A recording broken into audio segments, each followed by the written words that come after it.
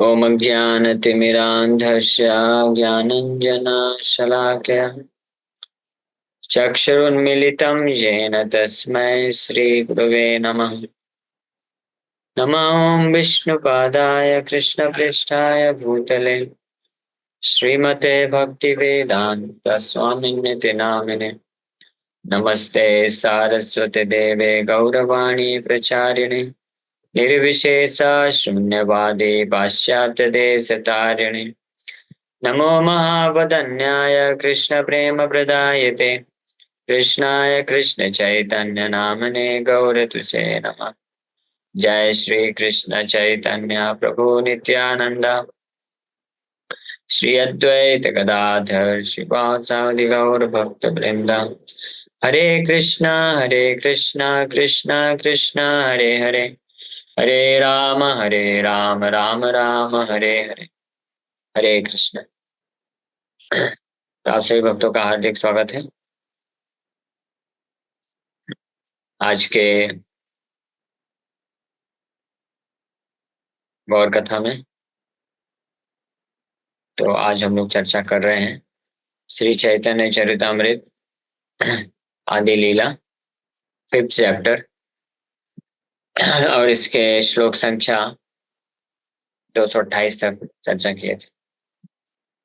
कविराज गोस्वामी वर्णन कर रहे हैं भगवान गोविंद देव जी का दर्शन प्राप्त किए नित्यानंद प्रभु की कृपा से। तो हे न ये गोविंद प्रभु पाइनु यहाँ है तहार चरण कृपा के पारे वर्णित। उनके चरण कमलों की कृपा का वर्णन कौन कर सकता है जिनकी कृपा से गोविंद देव जी का दर्शन प्राप्त हुआ है। वृंदावन में फिर वृंदावने वैसे यत वैष्णव मंडल कृष्ण नाम पारायण परम मंगल। ये वृंदावन में जितने भी भक्त हैं वो सब के सब भगवान के हरिनाम के प्रति समर्पित हैं। यार प्राण धन नित्यानंद श्री चैतन्य राधा कृष्ण भक्ति विनय नाहि जाने अन्य। Lord Chaitanya and Lord Nityananda are the life and soul of those Vaishnavas who do not know anything but devotional service to Sri Radha and Krishna. तो जो भी भक्त भाग्यशाली होते हैं कि चैतन्य महाप्रभु नित्यानंद प्रभु की कृपा को अगर प्राप्त कर लेते हैं और वो गौर निताय चैतन्य महाप्रभु नित्यानंद प्रभु के प्रति जो समर्पित भक्त हैं ऐसे गौड़ी वैष्णव और श्री चैतन्य महाप्रभु नित्यानंद प्रभु जिनके जीवन और आत्मा है प्राण धन है, तो ऐसे वैष्णव जो हैं श्री राधा कृष्ण का प्रेम को प्राप्त करते हैं। उनके लिए राधा कृष्ण भक्ति विनय ना ही जाने अन्य। राधा कृष्ण की भक्ति के बिना और कुछ अन्य चीज नहीं जानते हैं। तो ये विशेषता है, ये कृपा है जो गौर निताय के जो भक्त बन जाते हैं उनको श्री राधा कृष्ण की भक्ति प्राप्त होती है। तो यहाँ पे वृंदावन दास ठाकुर सॉरी कृष्णदास कविराज गोस्वामी नित्यानंद प्रभु की कृपा से, तो नित्यानंद प्रभु चैतन्य महाप्रभु उनके प्राण धन है, इसलिए उनकी कृपा से उनको भगवान श्री राधा गोविंद देव जी ब्रज में प्राप्त होते हैं, उनकी भक्ति प्राप्त होती है।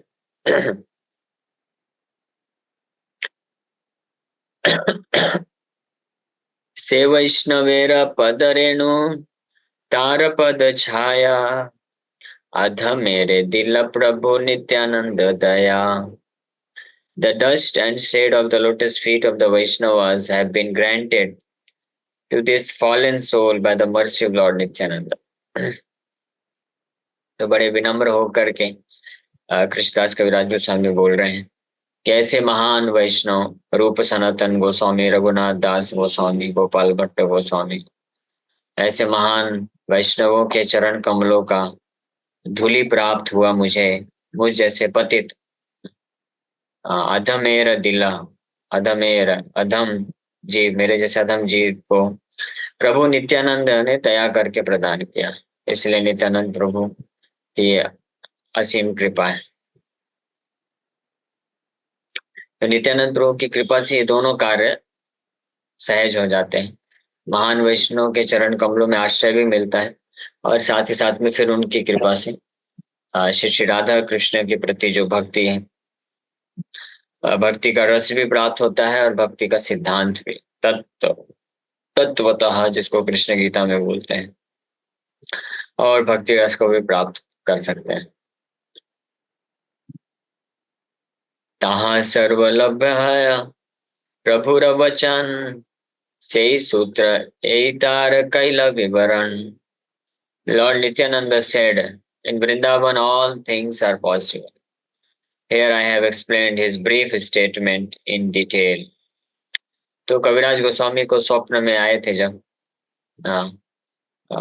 नित्यानंद प्रभु, दर्शन दिए, अद्भुत दर्शन प्रदान किए, और फिर उनको कृपा करके उनके चरण, अपने चरणों को कविराज गोस्वामी के सिर पे रखते हैं, कृपा देते हैं, और उनको आज्ञा करते हैं कि जाओ, आप वृंदावन जाओ, यहाँ है यहाँ है सर्वलभ है, जहाँ पे आपको सब कुछ प्राप्त हो जाएगा। तो ये भगवान नित्यानंद प्रभु बोले, तहाँ सर्वलभ्य है। तो उसी को वर्णन कविराज गोस्वामी पिछले कुछ 40-50 बयारों में किए हैं। उसका डिटेल में क्या लभ्य हो जाएगा? शुद्ध वैष्णवों का संग और भगवान की भक्ति, विशेष रूप से वृंदावन में श्री श्री राधा गोविंद देव जी की भक्ति को प्राप्त करना, और रूप सनातन गोस्वामी जैसे महान वैष्णवाचार्यों का आश्रय मिल जाना। तो यही सर्वलभ्य है। नित्यानंद प्रभु बोले कि आपको सब कुछ प्राप्त हो जाएगा। तो असली हमारे लिए जो लाभ है वो यही है, भगवान के शुद्ध भक्तों का आश्रय, उनका संग प्राप्त होना, और भगवान श्री श्री राधा कृष्ण की भक्ति मिलना, शुद्ध भक्ति मिलना। ये इसको जो प्राप्त कर लेता है, यानी उसने सर्वलभ्य है, उसको सब कुछ प्राप्त हो गया। और ये नहीं मिला तो ब्रह्मा जी का पोजीशन भी अगर उसके पास है तो सब कुछ कमी है उसके, इसका मतलब। इसीलिए महान महान देवता भी भगवान को यही प्रार्थना करते हैं कि आपके शुद्ध भक्तों का आश्रय दीजिए। हाँ, क्योंकि शुद्ध भक्तों के आश्रय में, संग में भगवान की भक्ति बहुत सुलभ है, भगवान की भक्ति मिल जाती है। भगवान के पास भी भगवान की भक्ति मिलना मुश्किल है, इसलिए भक्त लोग बुद्धिमान होते हैं। इसलिए भगवान से वो जब दर्शन प्राप्त करते हैं तो भगवान को नहीं मांगते, वो बुद्धिमान है। भगवान से मांगते हैं कि आपके जो शुद्ध है वैष्णव है, शुद्ध भक्त हैं, जिनके हृदय में आपके प्रति प्रेम है, उनका संग आप दीजिए, क्योंकि उनके संग में आपको अपने आप प्राप्त हो जाएगा और आपके प्रति प्रेम भी मिल जाएगा। से सब पाइनु आमी वृंदावन आय, से सब लभ्य ये प्रभुर कृपाय। I have attained all this by coming to Vrindavan, and this was made possible by the mercy of Lord Nityananda. से सब पाइनु आमी वृंदावन आय, ये सब प्राप्त किया मैंने। क्या क्या? शुद्ध वैष्णवों का आश्रय, भगवान श्री श्री राधा गोविंद देव जी की कृपा, दर्शन और उनकी शुद्ध भक्ति, और ये सब पॉसिबल हुआ है से ही सब लभ्या, यही प्रभु का कृपा है, नित्यानंद प्रभु की कृपा से। All the inhabitants of Vrindavan are Vaishnavas. They are all auspicious because somehow or other they always chant the holy name of Krishna.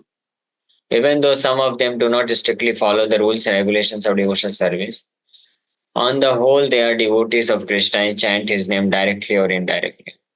Purposely or without purpose, even they pass on the street, they are fortunate enough to exchange greetings by saying the name of Radha or Krishna. Thus directly or indirectly they are auspicious. इसलिए वृंदावन में जिसको सौभाग्य मिलता है तो वो directly या indirectly, प्रत्यक्ष या अप्रत्यक्ष रूप से वहाँ उनका भक्ति बड़े आसानी से, सहज तरीके से होता है, क्योंकि हर कोई वहाँ पे भगवान का नाम लेता है, राधे राधे बोलते हैं, हरे कृष्णा बोलते हैं।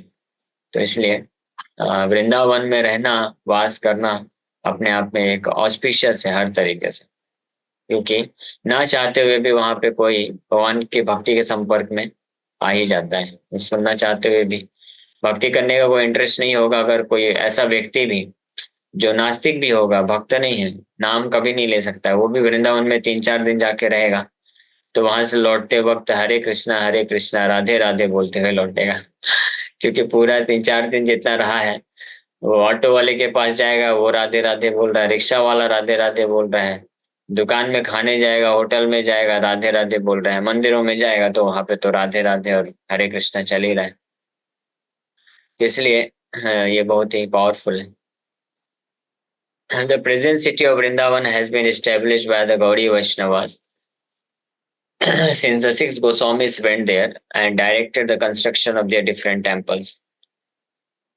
तो आज से 500 साल पहले वृंदावन वास्तव में वहां पे मात्र जंगल ही जंगल थे, बहुत कम लोग रहा करते थे, और भगवान की लीला स्थलियां भी लुप्त हो चुकी थी, किसी को इतना आइडिया नहीं था। लेकिन श्री चैतन्य महाप्रभु अपने विशेष पार्षद षड गोस्वामी, विशेष रूप से रूप सनातन गोपाल भट्ट गोस्वामी, इन सबको भेज करके वहां पे जो लुप्त लीला स्थलियां हैं उनको स्थापित कराते हैं और मंदिरों की स्थापना करते हैं रूप सनातन गोस्वामी, षड गोस्वामी। तो इसलिए of all the temples in Vrindavan, 90% belong to the Gaudiya Vaishnava sect, the followers of the teachings of Lord Chaitanya Mahaprabhu and Nityananda. And 7 temples are very famous. इसलिए more than 90% प्रभुपाद जी बोल रहे हैं, लगभग 90% मंदिर जो है वृंदावन में गौड़ी वैष्णवों के हैं, जो कि चैतन्य महाप्रभु के फॉलोवर्स हैं। और उसमें भी 7 प्रमुख मंदिर हैं वृंदावन में, अपने षड गोस्वामियों के द्वारा स्थापित किए हुए 7 प्रमुख विग्रह हैं। The inhabitants of Vrindavan do not know anything but the worship of Radha and Krishna. In recent years, some unscrupulous so-called priests known as caste Goswamis have introduced the worship of the demigods privately, but no genuine rigid Vaishnavas participate in this. Those who are serious about the Vaishnava method of devotional activities do not take part in such worship of demigods. तो विशेष रूप से वृंदावन जो है भगवान का धाम, वहां पे हर कोई राधा कृष्ण के ही उपासक है, राधा कृष्ण का पूजा करते हैं, लेकिन कुछ unauthorised unscrupulous so called priest, तथा कथित कास्ट गोस्वामी और जो सो कॉल्ड गौड़ी वैष्णव है, उन लोगों ने प्राइवेटली गुप्त रूप में डेमीगॉड वर्शिप, देवताओं का भी अपने मंदिरों में देवताओं का भी स्थापना चालू कर दिया है, लेकिन वो बहुत कम मात्रा में है और वो ऑथराइज नहीं है। जो वैष्णव है, वैष्णव भगवान कृष्ण के भक्त हैं, वो स्ट्रिक्टली चैतन्य महाप्रभु की जो डिवोशनल परंपरा है, भक्ति की परंपरा, उसको पालन करते हैं और एकमात्र कृष्ण को समर्पित होते हैं, कृष्ण का ही पूजा करते हैं। The Gaudiya Vaishnavas never differentiate between Radha, Krishna and Lord Chaitanya.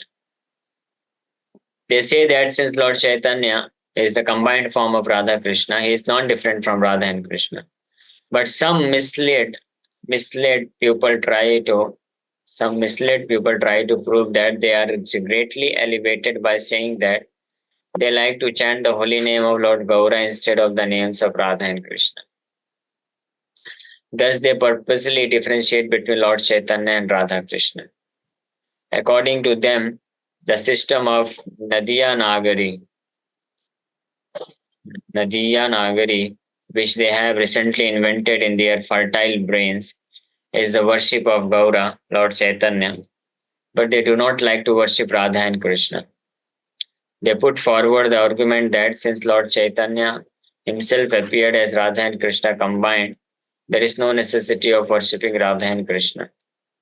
Such differentiation by so-called devotees of Lord Chaitanya Mahaprabhu is considered disruptive by pure devotees. Anyone who differentiates between Radha, Krishna and Gauranga is to be considered a plaything in the hands of Maya.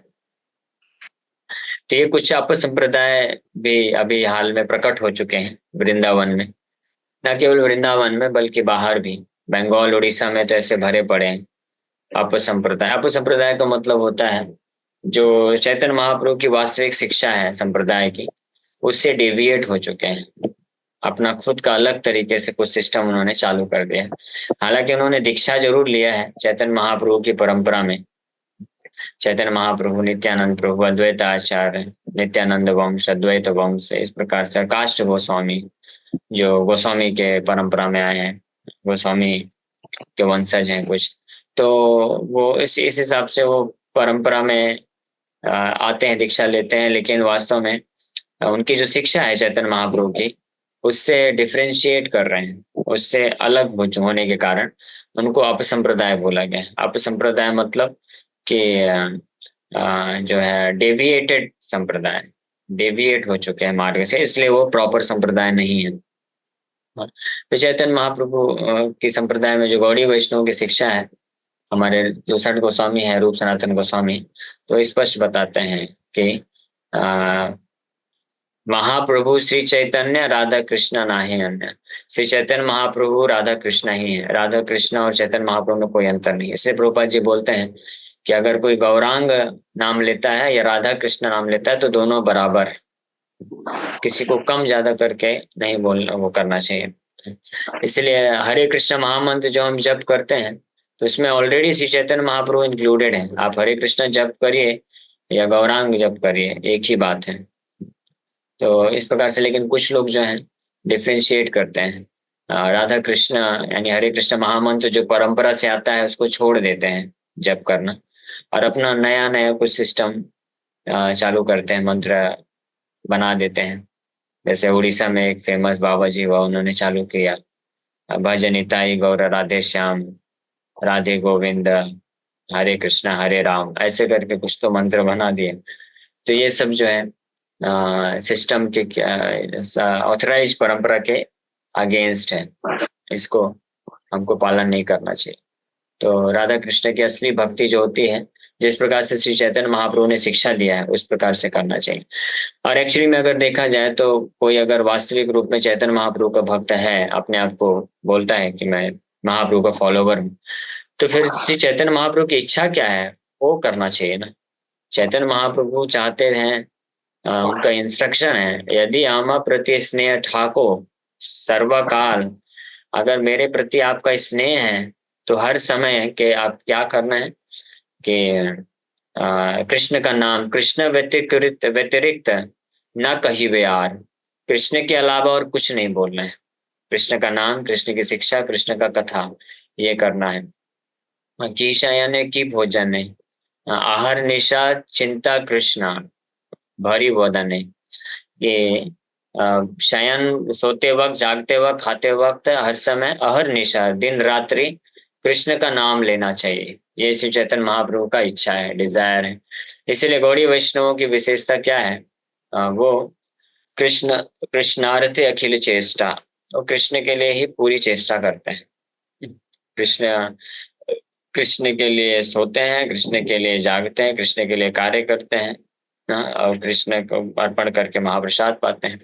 इसलिए प्रभुपाद जी ने जितने भी ISKCON मंदिर बनाए, तो आप देखेंगे centre में किनको रखे हैं, प्रभुपाद जी राधा कृष्ण, तो राधा कृष्ण को, और साथ में गौर निताय, और फिर देश काल परिस्थिति अनुसार कहीं पे सीताराम की स्थापना की है, कहीं पे जगन्नाथ जी, तो डिपेंडिंग अपॉन सिचुएशन। जैसे दिल्ली है, मुंबई है, तो वहाँ पे राम के बहुत भक्त हैं, इसलिए वहाँ पे प्रभुपाद जी सीताराम को भी थर्ड ऑल्टर में स्थापित करते हैं। लेकिन कोई भी इस्कॉन मंदिर आप जाएंगे तो मूल विग्रह राधा कृष्ण ही मूल विग्रह है, क्योंकि यही श्री चैतन्य महाप्रभु की ओरिजिनल टीचिंग्स है।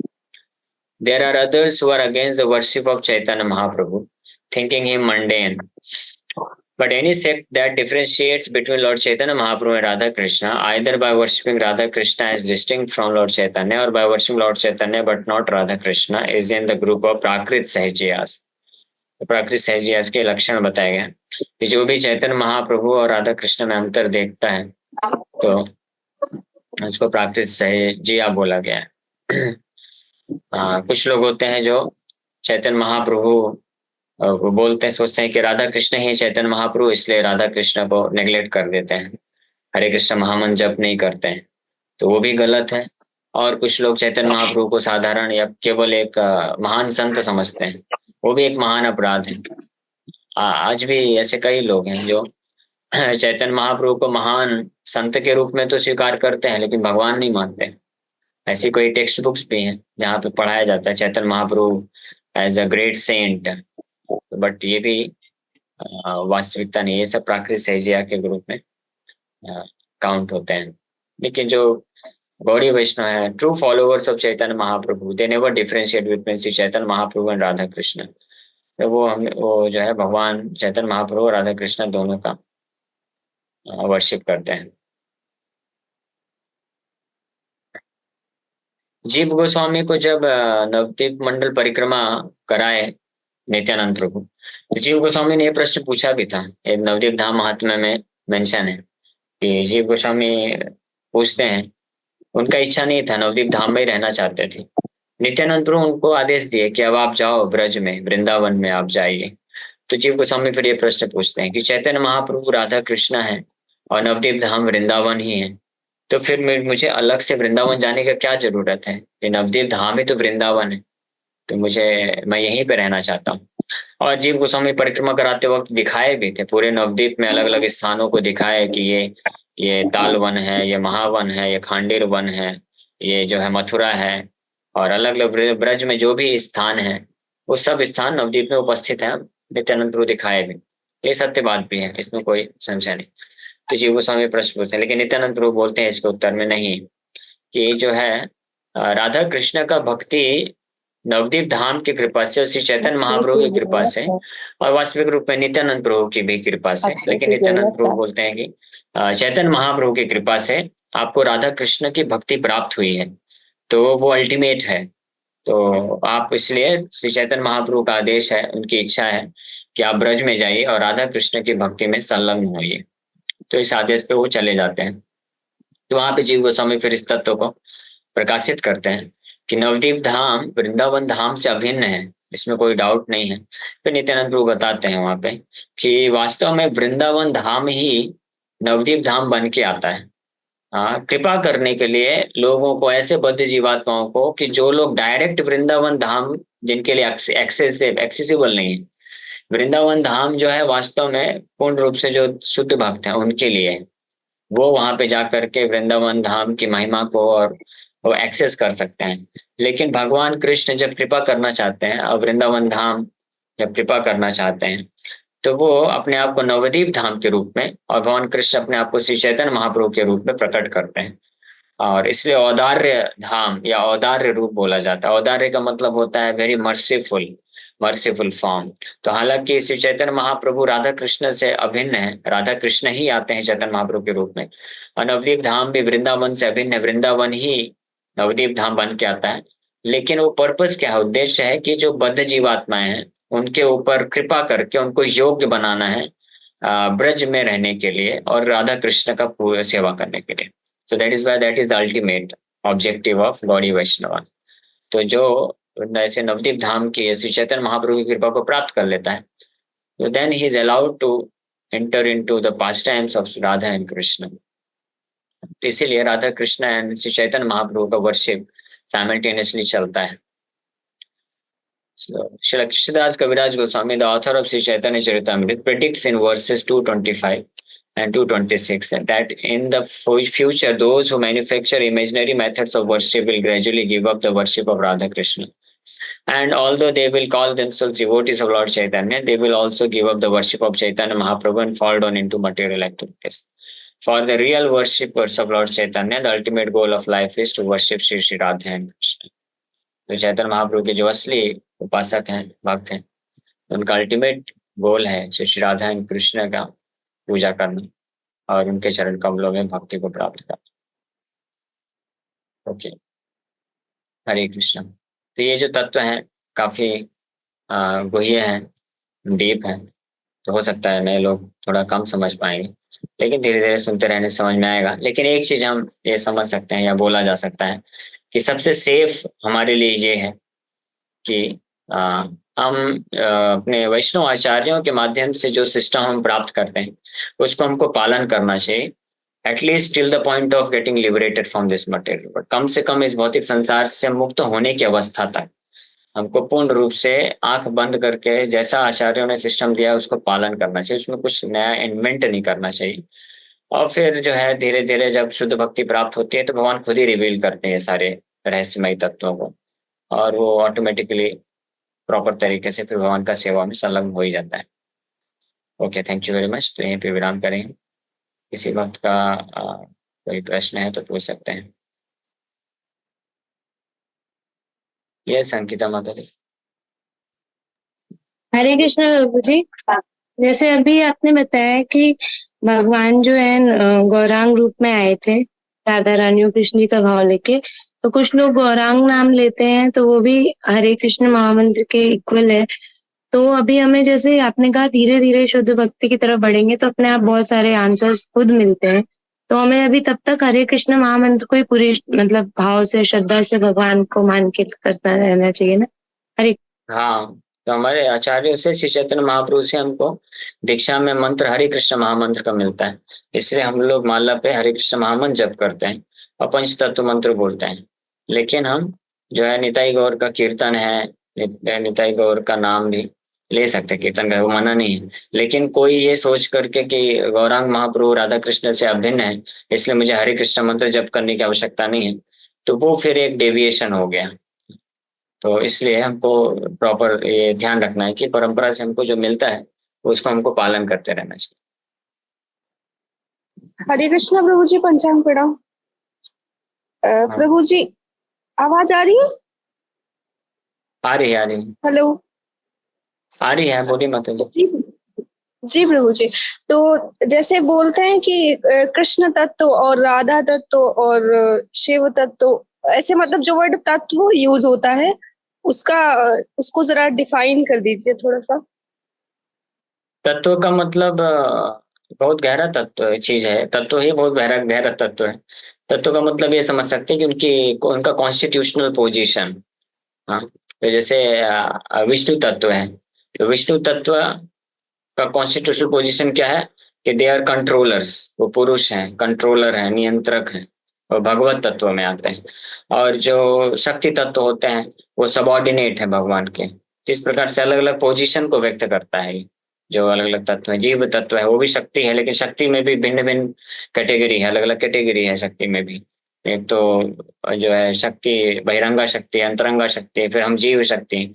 तो सारे तत्व में सारे पोजीशन, कॉन्स्टिट्यूशनल पोजीशन को रिप्रेजेंट करता है ये तत्व। तो जो सबसे माइन्यूट है या इनसिग्निफिकेंट तत्व है वो जीव तत्व, यानी हम लोग हैं।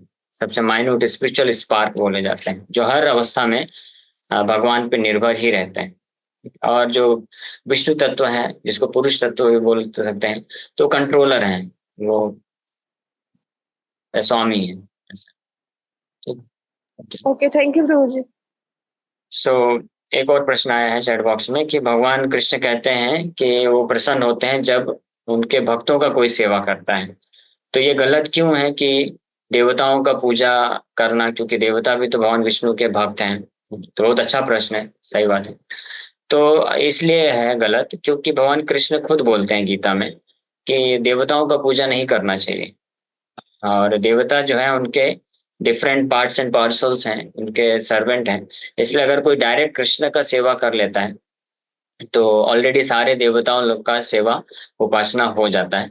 अब इसके पीछे कारण क्या है, क्यों भगवान गीता में मना करते हैं कि देवताओं को पूजा नहीं करना चाहिए? क्योंकि जो लोग होते हैं देवताओं की पोजीशन को देख करके उनका पूजा करते हैं। वो देवताओं को as a servant of Krishna या भगवान का भक्त के भाव से पूजा नहीं करते हैं। और उस इस हिसाब से वो देवताओं का पूजा करते हैं कुछ भौतिक लाभ प्राप्त करने के लिए। तो इसलिए भगवान गीता में मना करते हैं। लेकिन अगर कोई वैष्णव है, शुद्ध वैष्णव है, वो किसी देवता का जाके उनको प्रणाम करता है या पूजा करता है, तो शुद्ध वैष्णव होने के कारण उसके चेतना में पूरी तरह से मालूम है कि भगवान शिव है, वैष्णव नाम यथा शंभु है, भगवान कृष्ण के परम भक्त हैं। तो फिर उस वो जब उस चेतना में पूजा करता है तो वो गलत नहीं है, वो मना नहीं किया गया है। ठीक है। लेकिन इन जनरल जो बद्धावस्था में जीवात्मा है, जिनके हृदय में भौतिक वासनाएं हैं, भौतिक भोग प्राप्त करना चाहते हैं, तो वो देवताओं को एक स्वतंत्र रूप से भगवान के रूप में पूजा करना चाहते हैं और कुछ भौतिक लाभ प्राप्त करना चाहते हैं। तो इसलिए गीता में भगवान कृष्ण इस प्रकार की उपासना को मना करते हैं। अन्यथा देवताओं को भगवान कृष्ण के परम भक्त के रूप में हम उनका आदर सम्मान या पूजा कर सकते हैं। ओके, तो समय हो गया, यहीं पे विराम करेंगे। हरे कृष्ण।